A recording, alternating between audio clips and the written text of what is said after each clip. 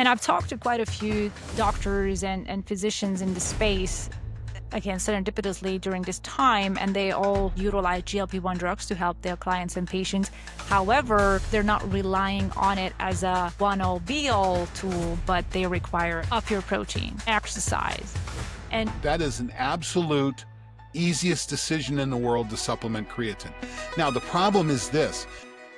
Moving on, episode 4 was one of my favorite topics because it was insulin resistance and metabolic flexibility. And it's something, obviously it's favored because it's something I've dealt with and I've tackled. And it is such an insane issue in the US. 8-9 out of 10 adults are metabolically unhealthy. In fact, I don't know if you've seen, you probably have, Ben Azadi just launched his book, Metabolic Freedom. So I'm really looking forward to reading that. And it's something that we all need to learn a lot more about. And there's a lot more material out there that helps us understand and break it down what it really means to have a healthy metabolism and what we can do to control it better and make it work for us, as opposed to falling in the trap of insulin resistance that really just now a lot of scientists are talking about how it is one of the main underlying issues of a lot of the chronic diseases that we have in this country.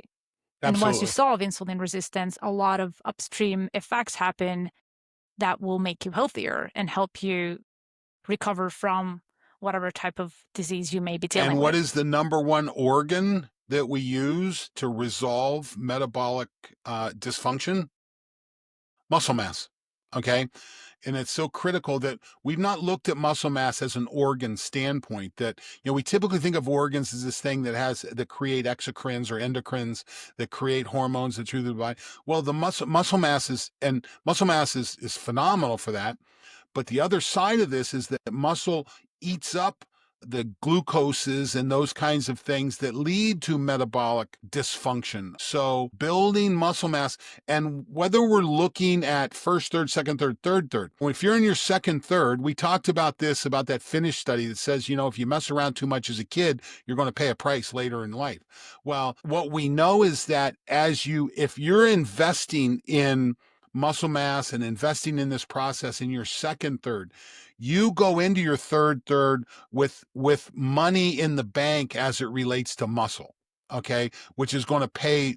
It's going to prevent the inflammatory responses. It's going to prevent the things that lead to decreased health span. But the thing, when you get late in life, when you're into, in your last decade, the thing that probably gets you is a fall, a fracture, and a blood clot, okay?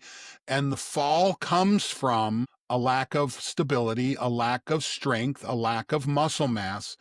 So there's multiple reasons to invest in this. For so long, we've looked at going to the gym as to look better. Well, some of us gave up on that a long time ago. This is as good as it gets right here. So lifting any more weights is not going to change this. But it definitely helps me manage issues with my insulin resistance.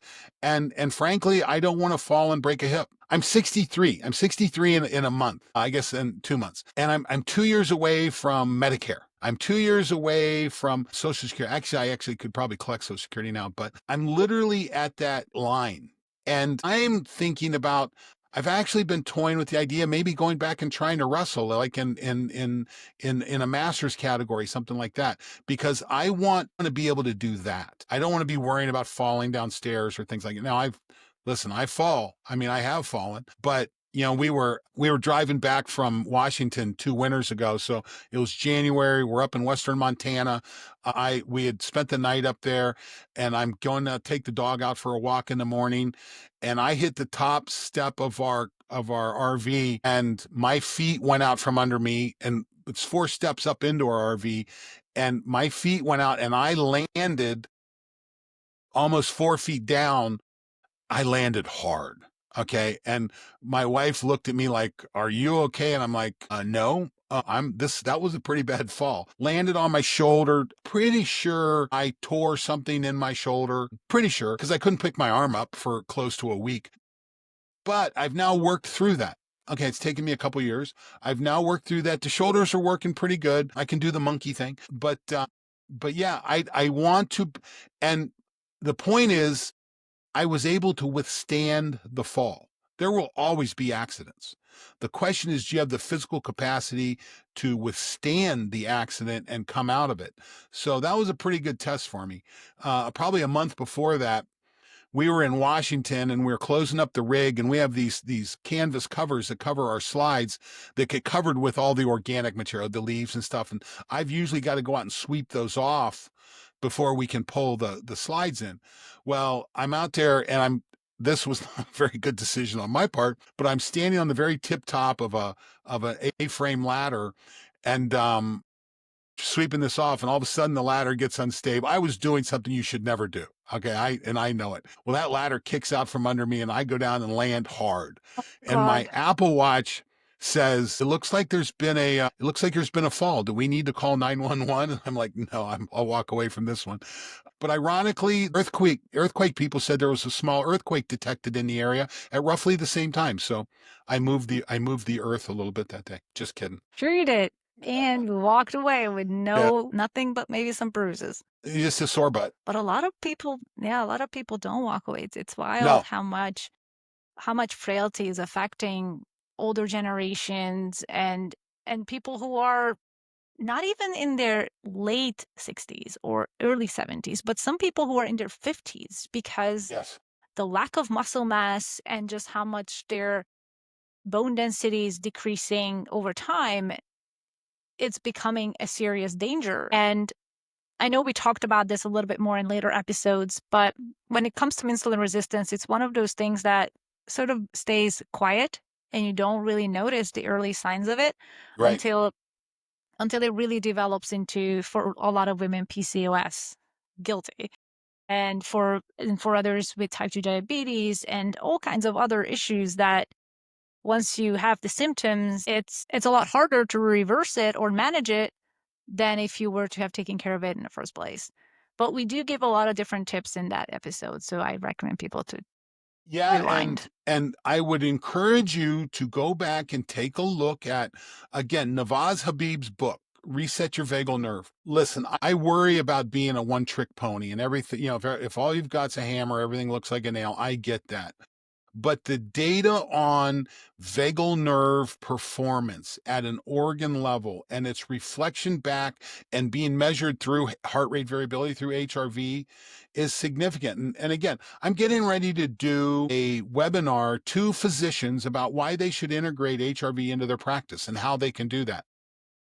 We've known about HRV. I first learned about it 30 years ago. And there's still a large part of the medical community that don't know what it is. They don't know how to look at this, and they don't see it as a valuable tool. The data is getting very clear on this. There is great peer-reviewed literature out there showing that this is a medical quality test. And when we look at these issues that are typically metabolism, either low muscle mass, low VO2, things like that, it's going to be reflected back into your organ systems, and that's going through the vagal nerve. So the more you can do to boost that, the better quality of life, a better lifespan you can expect. Now we definitely need to do an episode on vagal tone and vagal nerve because we're just throwing teasers in our audience like, Well, yeah. all right, we're going up to episode 5. It was GLP-1 drugs, which was the topic that we talked a lot about in relation to the buzz and the mainstream access to these drugs that have been happening the past year or so. And more studies are coming out that they have a lot more benefits than just helping you Weight loss, lose weight. yes. So, and I've talked to quite a few doctors and physicians in the space, again, serendipitously during this time, and they all utilize GLP-1 drugs to help their clients and patients. However, they're not relying on it as a one-all be-all tool, but they require up your protein, exercise, and do other things in addition to having this tool, because that's when you can really create a sustainable metabolic change. And I'm sure you know people who have used it, and just curious, what have you seen the past year or so? Well, I repeatedly run into people. I lost 50 pounds. I lost 60 pounds. GLP-1s? Yeah, it works great. I go, are you exercising too? Nearly 100% of the time they say no. They haven't changed the lifestyle, but And this is the challenge that we have. The exercise industry has told us for decades that if you exercise more and eat less, you'll lose weight. No, that doesn't work. I see GLP-1 as a wonderful piece of modern science that's helping us compete with the modern science that's limiting our movement, that's filling our environment with shitty food, that's distracting from our sleep, and it's messing with our light. Okay. I see a GLP-1 as simply an environmental counteract. Okay. It's a great tool. It is not a silver bullet. It will not solve the problem by itself. If health span, lifespan, listen, if you're measuring success strictly by the scale, you'll meet that goal. But measuring success, so will gastric bypass surgery.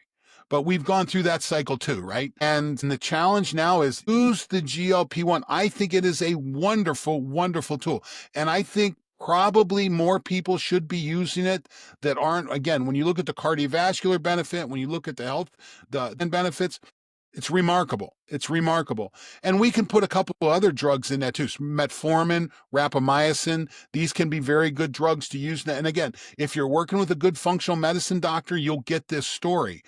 But it is in and of itself, it's not enough. Every one of those doctors that I just described spends the morning in the gym. Okay. And they probably use rapamycin, metformin, and a GLP. They probably use that too. They leverage the benefit. They leverage the environment. And oh, by the way, they all live in a house with a furnace without stairs, and they create an environment. They all have to make the decision, take the TV out of the bedroom, or if it's in the bedroom. We have a TV in our bedroom too. I don't want to make it sound like I'm, some kind of a monk here, and I do this. We have one in our bedroom too, but it's rarely on. And usually the only time it's on, this is an interesting time of year because I love the NHL. I love watching hockey. We're into the playoffs. Okay, so it's the Eastern Western Conference Finals. I have a friend playing in the Eastern Conference Finals. I want to stay up and watch those games. Okay, and sometimes those games are not ending until 11 o'clock. I don't listen. I'm a huge Ohio State fan. I'm a graduate. I'm an alumnus.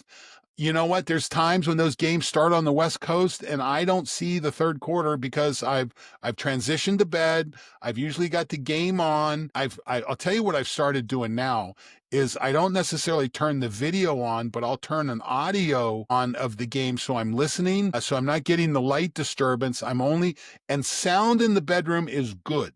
Okay.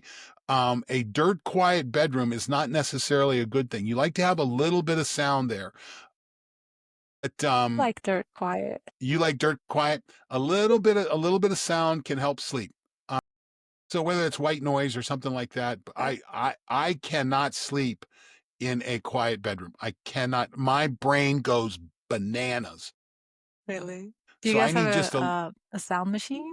No, I usually have a podcast. I turn on a podcast really low, and it's usually something that just enough to draw my attention. And my sleep latency is 3 to 9 minutes. I mean, No. once I hit the bed, I'm rolling Yeah. out. But if I don't have the noise, it definitely extends the latency. For me, it's So the other way around. really, Love, because my brain, yes, it ruminates at times, but it shuts down easier if it's quiet. If there's something I can listen to, I actively listen to it, and then I can shut down.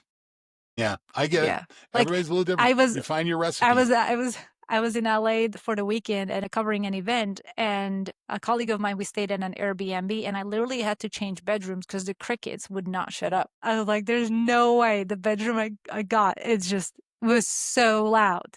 And okay, so I told her, "Hey, come here. Can you hear the crickets?" And she's like, "I can't hear them." I'm like, "No way."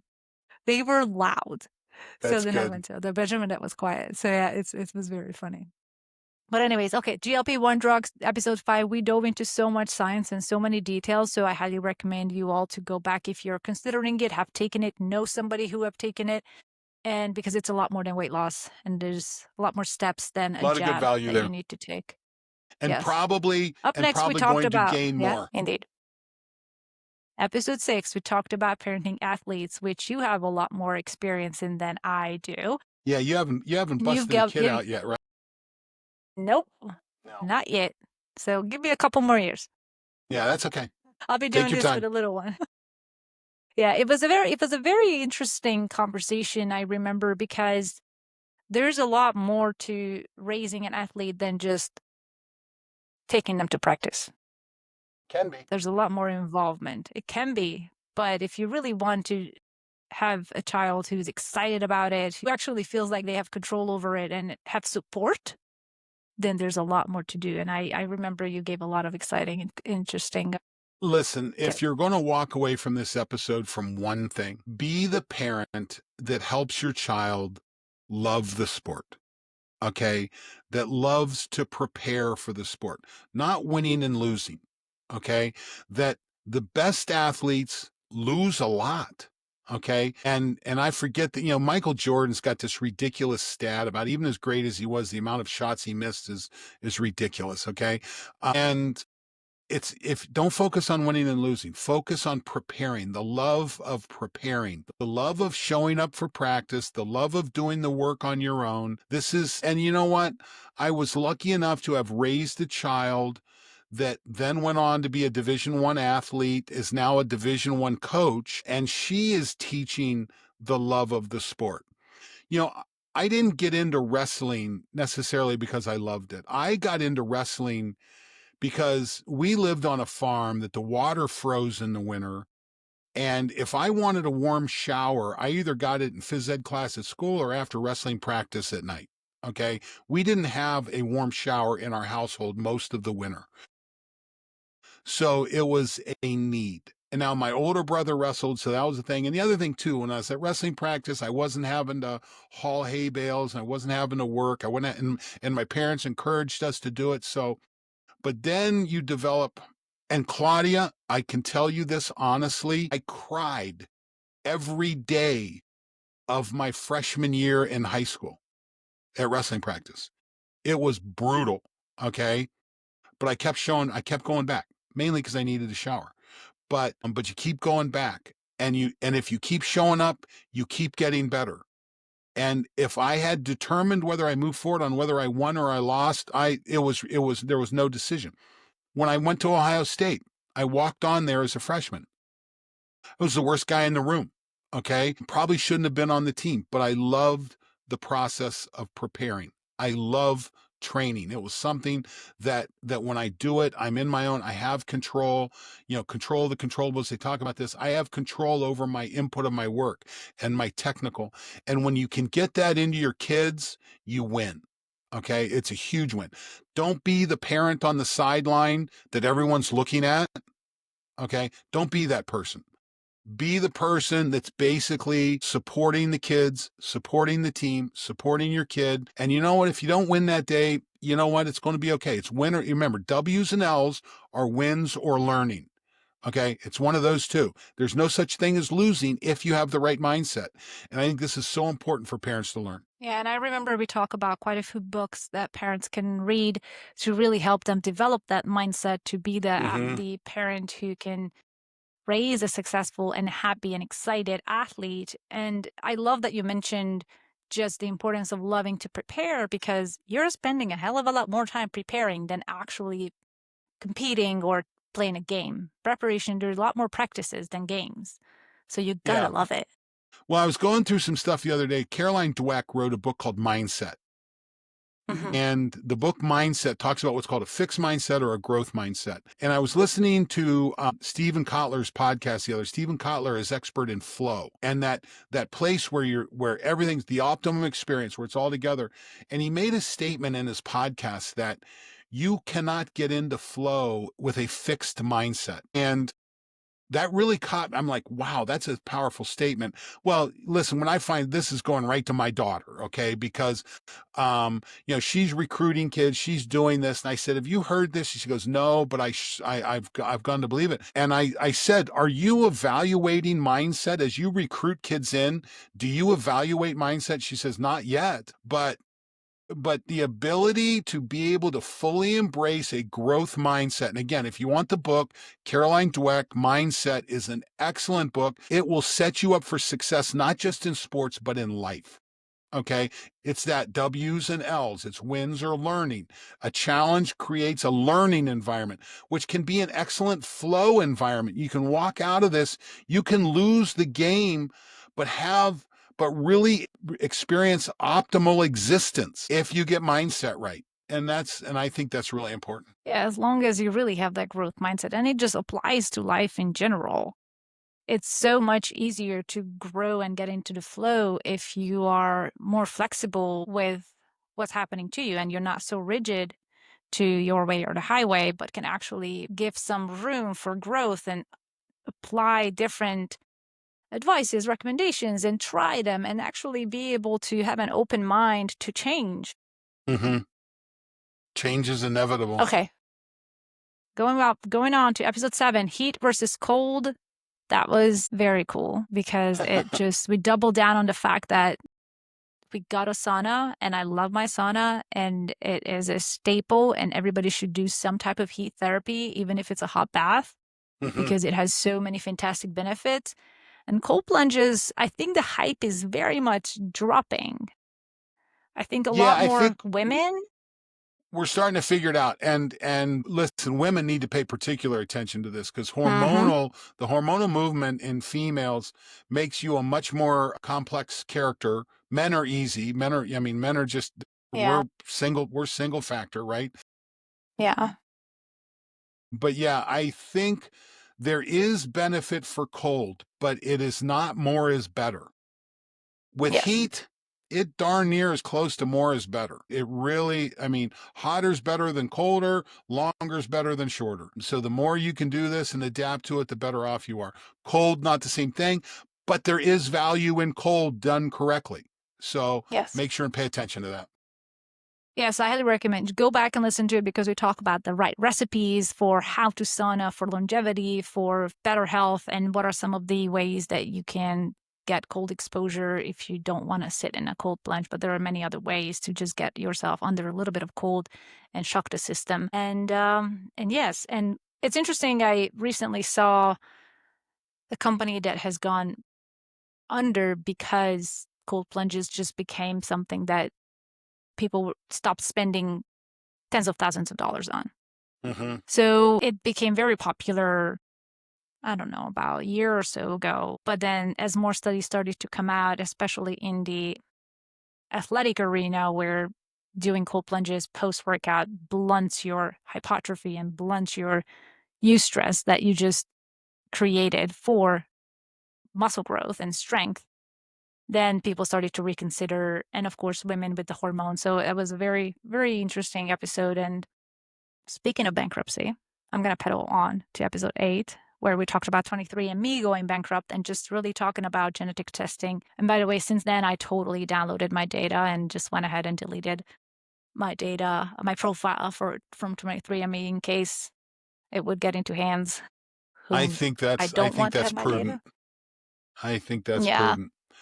Listen, genetic information is getting more valuable every day. Don't get me wrong. I am a huge supporter of it. And I think, again, I think it's getting better every day. And the same way I believe, whether it's 5 years from now or a decade from now, I expect to go into my physician and I expect my physician to review my HRV data or my CGM data more than that lab that I had drawn 3 to 6 months ago. I believe we'll get to the point to where we'll do genetic work that will show up in that file too, looking at the different variations. I think we're getting that.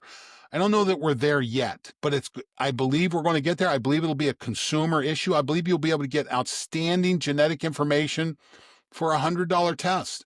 And I think that's coming sooner than later. So be aware, but also know that that's some important information and you got to be able to control your data.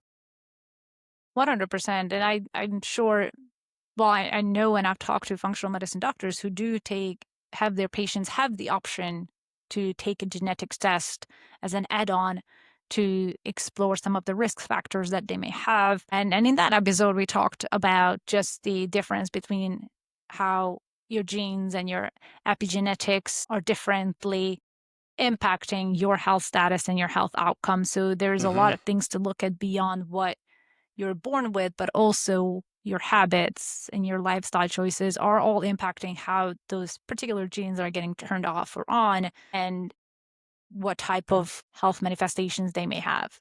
Yep. So It's the it's a lot blueprint. of It's the data. blueprint of your body, and we're getting better at it.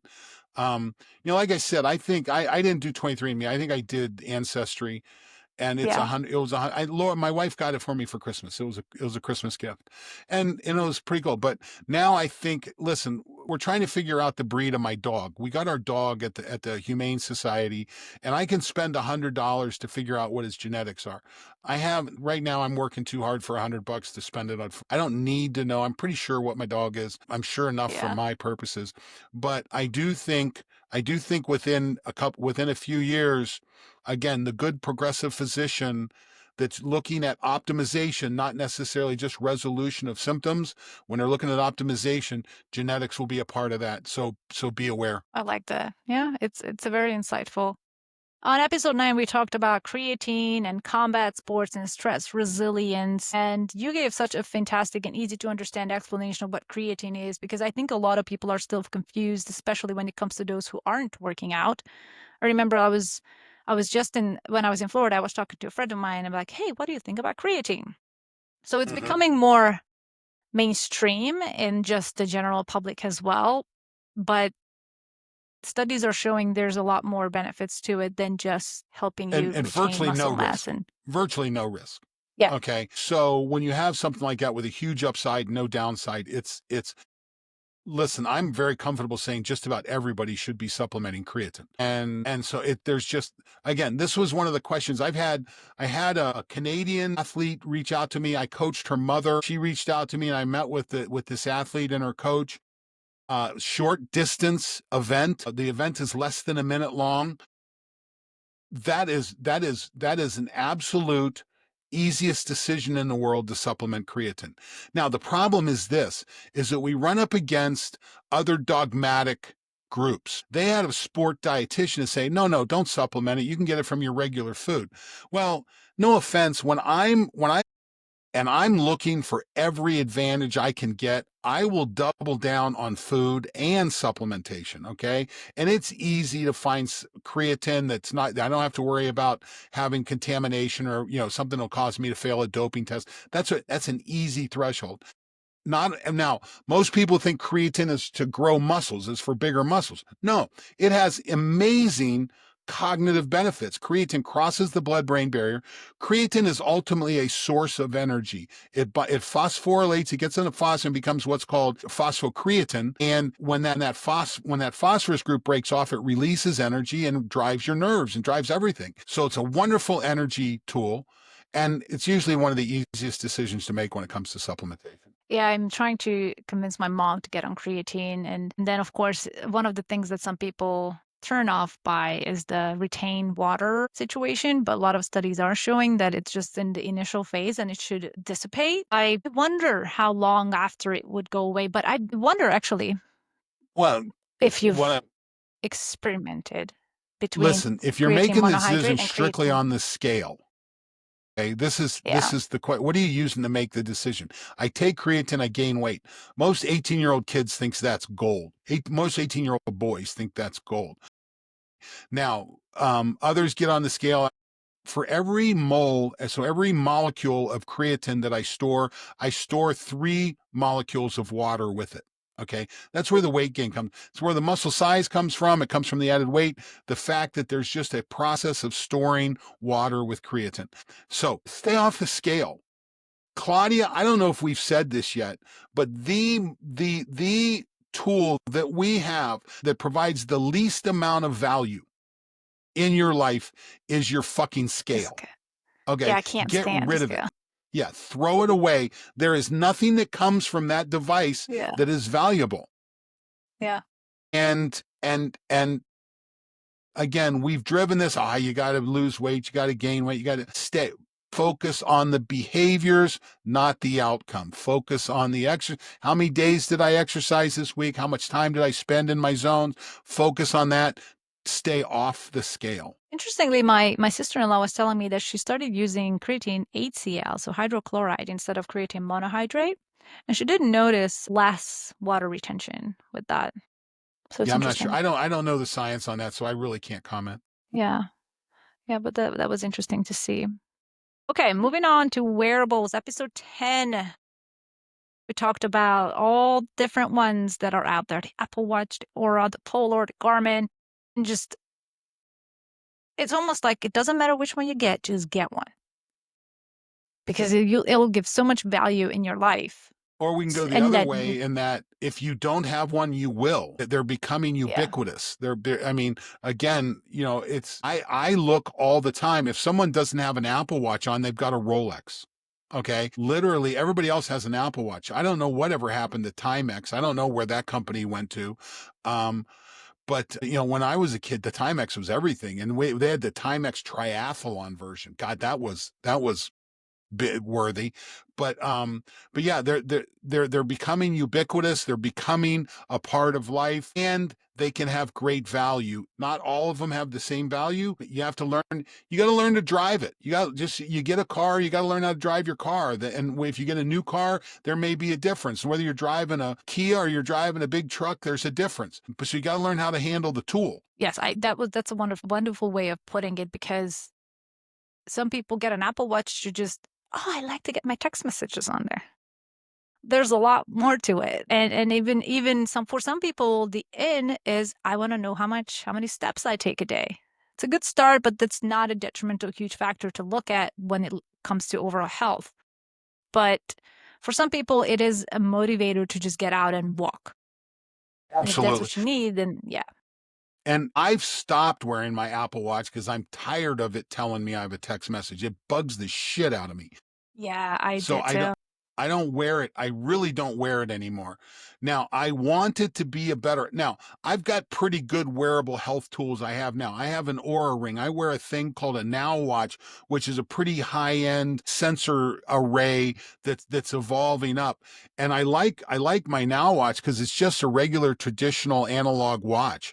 I've really I'm kind of going old school on this. Maybe that's my age. Yeah. I admit it. It feels more like my Timex did back in the day. They look very classy. I like the way They are they look. sharp. And Yeah. I'll tell you, when you start to use the stone, listen, I love that company. They're going through some growing pains. They're trying to figure out who they are. They're good people. They've got excellent technology. As their app improves, that I believe they're going to become a player. But yeah, using data, not letting it distract you, letting you help you focus. We've talked about the psychological concept of flow, the psychology of the optimum experience. Well, flow there's 7 characteristics that go into flow. Challenging activity requires skill. There's what's called emerging and merging of awareness, but there's also clear goals and feedback. That's where these tools become really good. They give you good feedback. They help you move towards goals. But don't just set your goals short term. Set something down the road. Set that trainable life event, that thing that you take the pictures of and hang on your wall. I swear to God, you came back from Florida from being with your family with more pictures to hang on the wall than you did with HRV and scale numbers. And you'll put those on the wall. That's the reason to wake up and train, is for events like that. Yes, I couldn't agree more. So many good pictures. So many good pictures.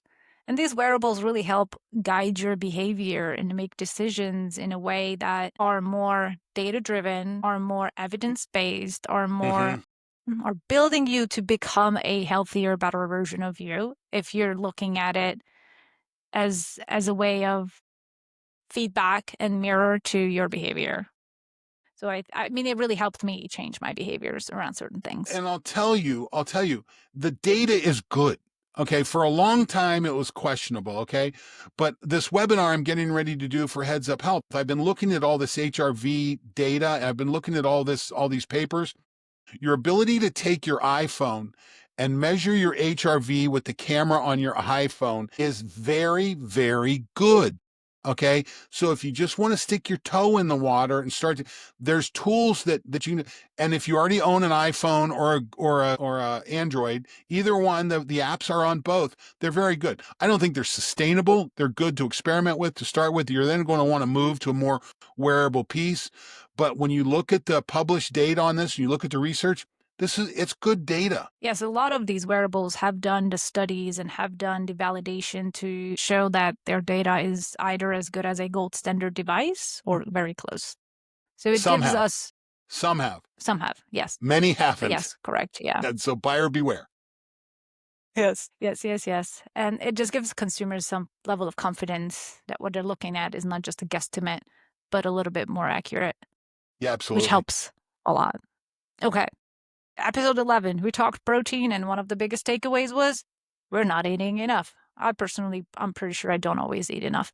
How do you get in enough protein? How do you know if you're getting enough protein? Like, I've never asked Well, you this, so I'm just curious. you're paying attention to your KPIs. Okay.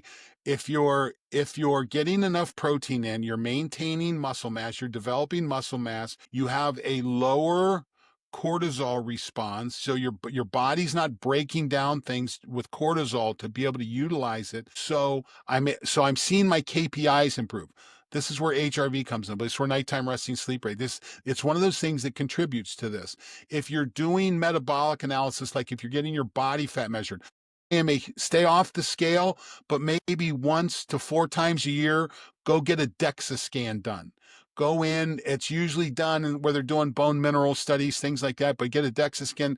You can get them done for as little as $45 many times. And this is DEXA's dual x-ray. And it's a very accurate way to measure lean mass, muscle mass, fat mass. So go get that done 1 to 4 times a year. And listen, that's an excellent investment.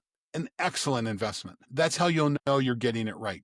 But the other thing that will happen is your appetite will be corrected. You will not be hangry all the time. You be hungry all the time. If your protein so much drives hunger, but we resolve it with carbohydrates. So we don't actually resolve it. So the protein kicks back up and we want to eat more. So that if you're getting the right protein levels in, you're probably maintaining your appetite pretty well. How do you get in enough protein? Because you It is, exercise a well, lot. and I'm big. So it's just, Um, yeah, yes, yeah, I'm big. I don't focus you're tall. on, And then, pardon? yeah. Well, Every time I've seen you, you're tall. You can tell that he's wrestled. Like you've got such huge muscle mass on you. So yeah, I'm you walking gotta around, maintain I'm that. walking around with Yeah. 230, 240 pounds of lean mass. Yeah. Yeah. And So then, how do listen, you maintain? I've got plenty of fat mass on top of that too, but it's the lean mass that you got to be critical about. You've got to have to be caught. You have to consciously, the same way we talk about conscious recovery or intentional recovery, there's got to be intentional diet, paying attention to that. Klaudia, I am not the poster child for good diet. I like eating shit food. I just do. Now, I get enough protein in because I just make sure and get that. And I'm doing a little better now than what I've done in the past. Back when I was wrestling and we were training hard, I was a 10,000 calorie a day guy because we were practicing 6 hours a day some days. Okay. And when you're walking around back then, I'm walking around 260, 270 pounds of lean mass. And if I wasn't just intentionally cramming calories in, I was losing weight. And for me back then, that was a problem. Now, I've been able to lay down a ton of lean mass, and I'm carrying that into my adulthood now. So I put money in the bank back then, but I also developed some bad habits on loving shit food. But so I have to manage that. That's one of my big challenges. My wife helps me a lot. When she's got her diet cleaned up, mine is much cleaner. So, that's always good. Yeah, protein is one of my challenges too. Sometimes I notice I don't tend to get the 1 gram per kilogram amount of protein in every day because I'm either not hungry or I'm not paying attention to my macros, and that's okay because majority of the time, I mean, I've built up enough work and resistance in my body to be okay without enough protein for a day or two.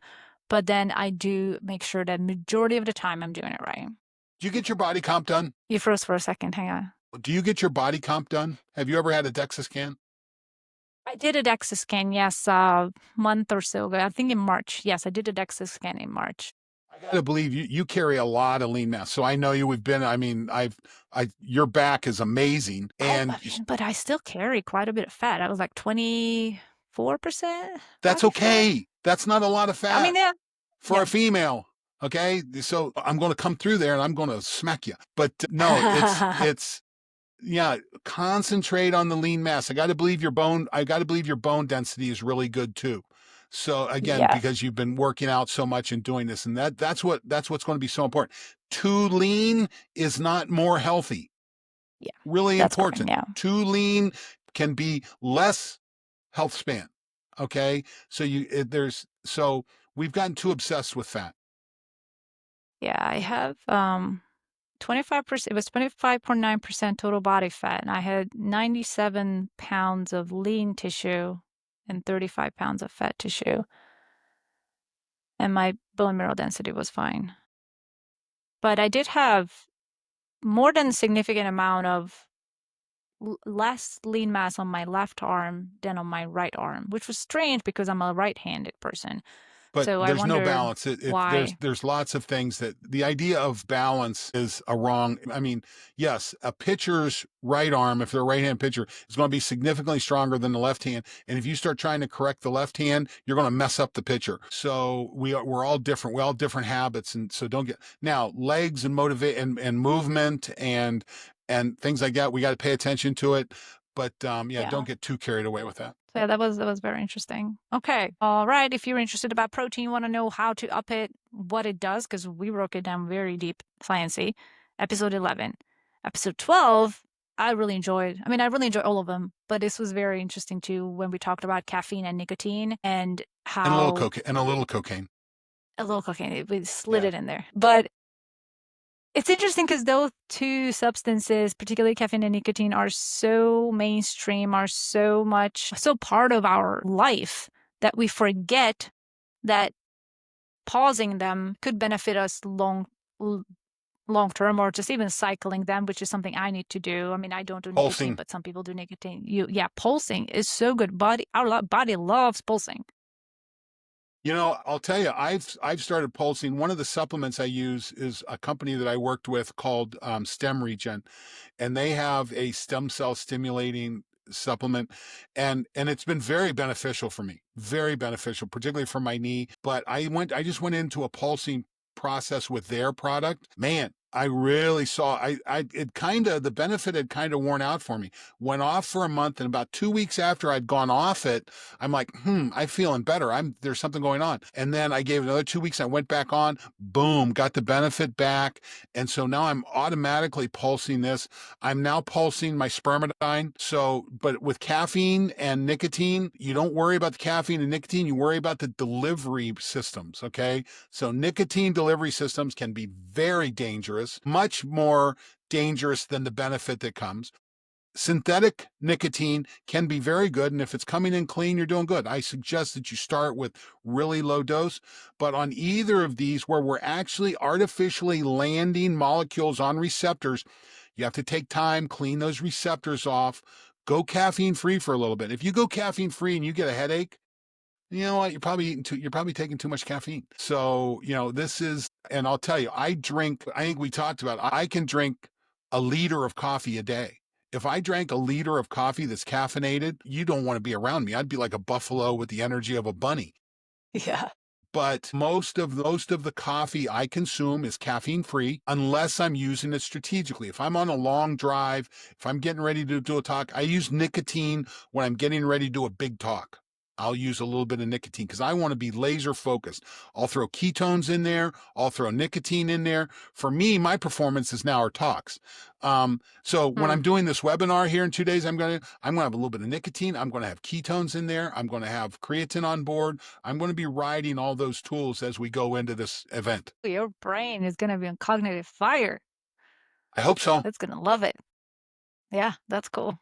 Very awesome. All right. We're going on to our previous episode, which was on some of the shifts that in our life with regards to our health might start sooner than we think, especially we brought up a few studies that show how our early life not experiences, but early life behaviors and habits can show up later and hit pretty We hard may pay a in our price 40s for and them later 50s. in life. Yeah, so all of those late nights, all-nighters A little too in much college. alcohol. Yeah, Yes. it's not youth youth is not a complete filter for end of life. You do pay a little bit of a price. You want to pay attention to it. And it's more than what we thought. So it was an interesting episode. That was an interesting paper. And you know what? I don't, are you're Gen Z, right? No, a millennial. Millennial. When you look at millennials, I'm a boomer. And listen, we went through the 60s and 70s. Okay, that was a time. The music was excellent, but the behaviors were a little bit aggressive. But as we move, and then what I'm seeing is millennials, Gen Xers, Gen Zers, I'm seeing a lot more awareness here, and it's probably a good thing. Now, our challenge right now is the change in technology and kind of pulling us away from society and pulling us away from relationships. And we're getting our relationships through technology. That can be good. I mean, I remember my wife and I were dealing with my daughter whether she could have a cell phone or not. So this is probably eighth grade, freshman year, things like that. And I finally relented and we let her get a cell phone when she was a freshman in high school. Two things happened that year that just blew my mind. Number one, she walked into me. It was in the wintertime. She's working on her homework. She brings me a book and says, "Dad, can you help me with this?" And I think, my kid, she's much smarter than I am. She's doing, calculus or something. And I'm like, "Jacqueline, I don't remember this."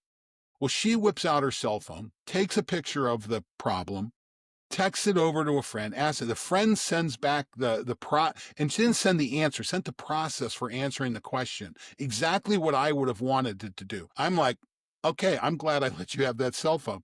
The other thing that she did was she was playing travel hockey and travel lacrosse. So we would go to Boston and Toronto and Florida, and we'd go all over the United States for her to be an athlete. Well, she developed a relationship with these girls from all over the country. And I watch her maintain those relationships today. We're now 9, 10, 11 years later, and she's got relationships with these kids that she maintains through this device. I think that's pretty cool. Um, but Yes.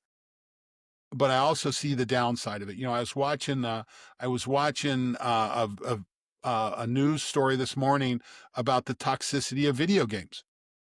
Personally, I have zero tolerance for video games. I grew up at a time when video games were uh Pac-Man and Yeah. Galagula, and you had to put quarters in the machine.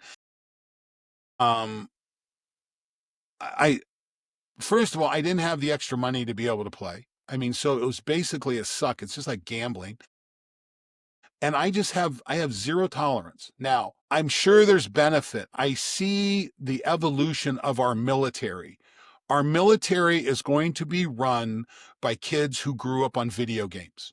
And they're the ones that are going to run these drones, and they're the ones that are going to make this whole thing work. And I get it. It's just Yeah. Not me either. I have very hard time I tolerating it. I have no tolerance. Yeah. Especially when it's overdone. But yeah, that's another story. Anyhow, Okay. another thing we talked about in this previous episode was particularly about women and the importance of recovery and prevention strategies. You brought to my attention an article about ACL injuries among women soccer players.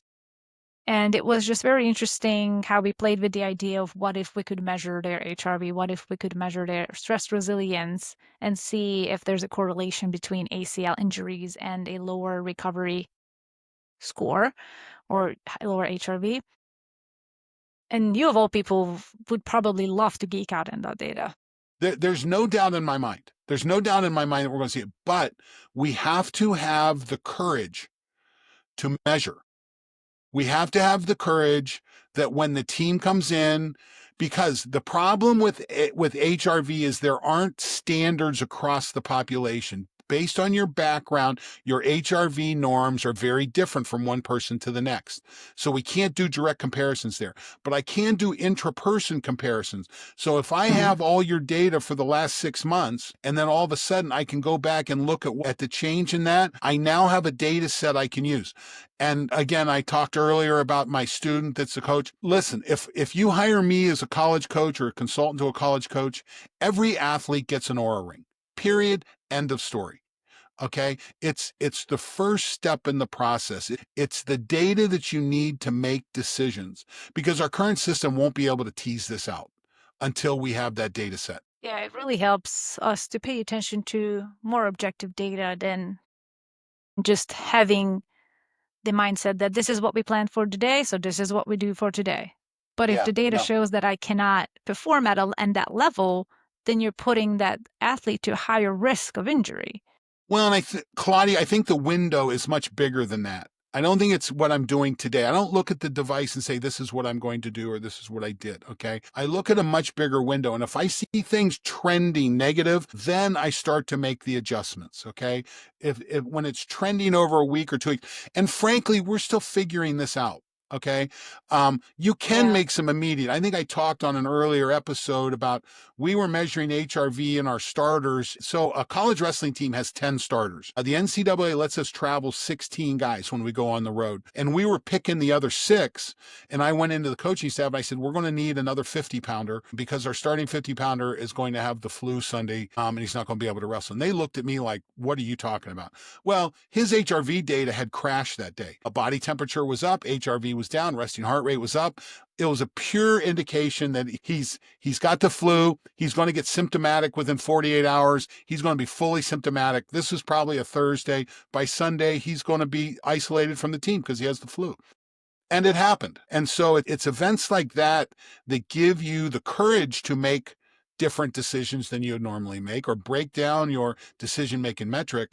But you've got to have data to do it. Yeah. So many dense and very deep topics we talked about the past 14 weeks. And I love that this episode really gave us a little bit of a review, almost like a quarterly review of what's happened the first quarter of this season. And we could go back and just explore and add to all of those topics that we talked about. Because as you said at the beginning, things are constantly changing and we discover new scientific literature as we go on. So I'm excited to unpack a lot more topics coming Well, soon. what we've learned today is we have to do our review episode more often, because we've now Yes. gone almost an hour Because and 45 minutes, which is about twice as long as we like to go. So we've got to do our reviews more often. yes, like halfway through than what this was, like every 6 episodes. Win or learn, win or learn. That's Yes. the way it works. We do. And as always, if you all have any questions as our audience, we are eager to hear them. And we love seeing the comments and just what your experience is with life, what you think about what we're talking about. There is no podcast without an audience. So we love your involvement and really encourage it. Thank you. We really appreciate it. Now, this is, what is this, episode 14 for us? I mean, we're excited about this. We're invested in this.